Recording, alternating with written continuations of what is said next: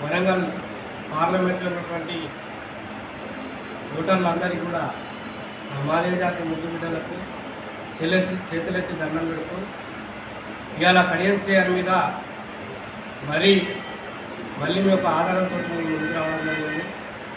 కడియం శ్రీగారి మాదిగలను ఆర్థికంగా ఎట్లా దెబ్బ కొడతాడు, రాజకీయంగా ఎట్లా దెబ్బ కొడతాడు అనే విషయాల పట్ల ఈరోజు మనం మాట్లాడుకుందాము. నేను 2012 రాజా గారి బై ఎలక్షన్ ఉంది.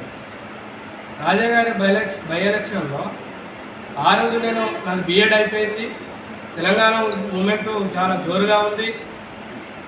రాజయ్య గారు తెలంగాణ విషయంలో రాజీనామా చేసి ధనపూర్ స్టేషన్లో బై ఎలక్షన్లో నిలబడితే నేను ఒక్క 10 ఓట్లు ఆ రోజు తెలంగాణ రాష్ట్రం రావాలని అయిన కంటే ఆ కంచుకోటలో నేను ఒక 10 ఓట్లు తెచ్చినందుకు నన్ను కక్షగట్టి నన్ను మనసులో పెట్టుకొని ఒక తాజ్పాము పగబట్టినట్టుగా పగబట్టి నన్ను ఆ రోజు నుంచి మనసులో పెట్టుకున్నాడు. తెలియగలవాడు రేపు మన కేకు మేకైతే అనే ఉద్దేశంతో మనసులో పెట్టుకొని మాకు భూమి రాకుండా చేసింది.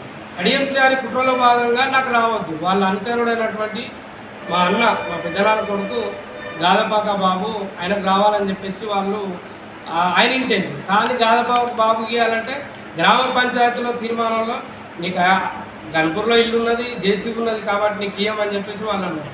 అనిల్ కుటుంబంలో వాళ్ళకి ఇస్తామని చెప్పేసి తీర్మానం చేసి పార్లమెంట్లో నిలబడి మాదిగల తరఫున గొంతుకనెచ్చి రేపు మన బిడ్డలకు ఎలాంటి ఉపాధి అవకాశాలు కల్పించాలో నేను ఒక చదువుకున్న మేధావిగా మీ అందరిని అభ్యర్థిస్తున్నా.